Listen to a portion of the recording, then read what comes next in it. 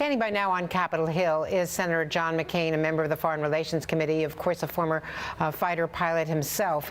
Obviously, Senator, we do not know yet what happened here. But let's talk about the context. We have seen a series of air incidents in the last couple of days where the officials in Kiev have claimed that separatists or Russian sources have shot down, most recently, a fighter jet last night. You know the area, you know the situation. The president only yesterday slapped new and tougher sanctions against Russia, and we were waiting for the Europeans to follow suit. What is the overall environment right now and the risks here as we try to determine what happened, what brought down this Malaysian airliner? Well, as you say, Andrea, to leap to conclusions could be very embarrassing and really inappropriate until we have more information. But there have been, as you mentioned, previous incidents of shoot down of Ukrainian aircraft.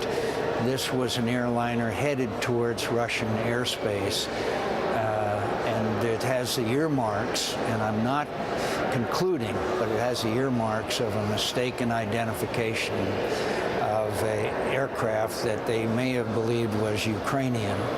If that's true, this is a horrible, if it's true, this is a horrible, tragic event, which was certainly unanticipated by anybody, no matter who they are, and there will be incredible repercussions if this is the case. Exactly what those will be will have to be determined by how we find out who was responsible. It has the earmarks of a tragic mistake made by someone who had the capability to shoot down an aircraft, and we know, at least from the last couple of weeks, that could be Russian or separatist Russian capability. If that's true, this is really, really something that commands our attention to bring this kind of thing to a halt in Ukraine.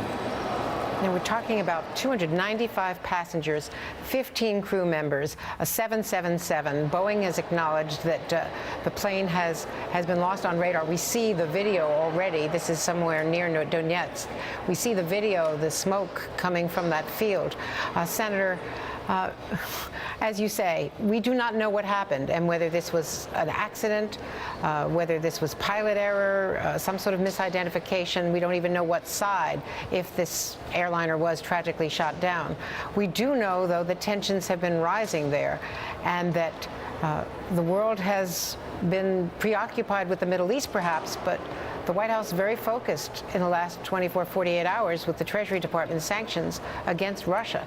Have we been doing enough in confronting Vladimir Putin for what has happened as the ceasefire with Poroshenko failed, and as we know that tanks and other heavy artillery were moving across the border into eastern Ukraine?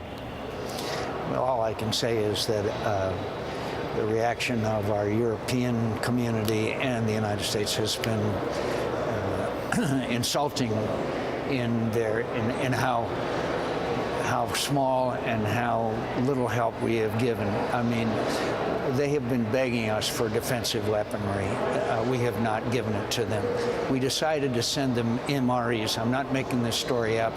And rather than flying them in with an American aircraft, they leased trucks in Germany to truck the MREs in. They have refused to give them the weaponry that they've been begging for. The sanctions so far in exchange for Crimea have been minuscule. These latest enacted by the Obama administration, I think, are helpful.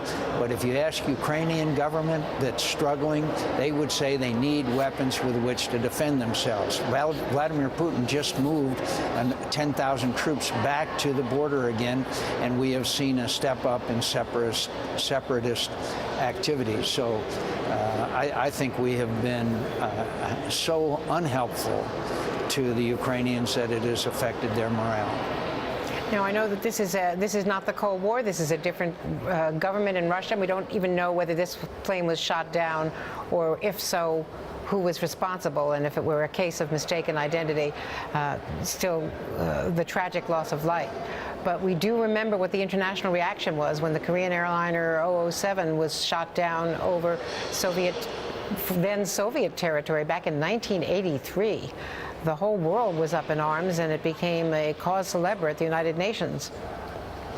I think this can, the repercussions are incalculably huge. But remember that the Russians are separatists, either Russian or separatists, and they're really one and the same, have already shot down several aircraft of the Ukrainians. One was carrying a number of passengers, as you might recall, a few weeks ago, that a number of Ukrainian soldiers were on board.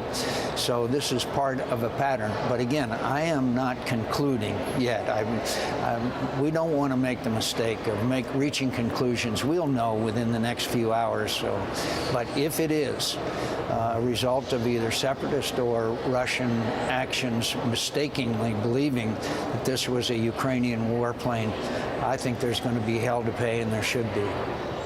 Senator John McCain, thank you so much for joining us in this emergency as we continue the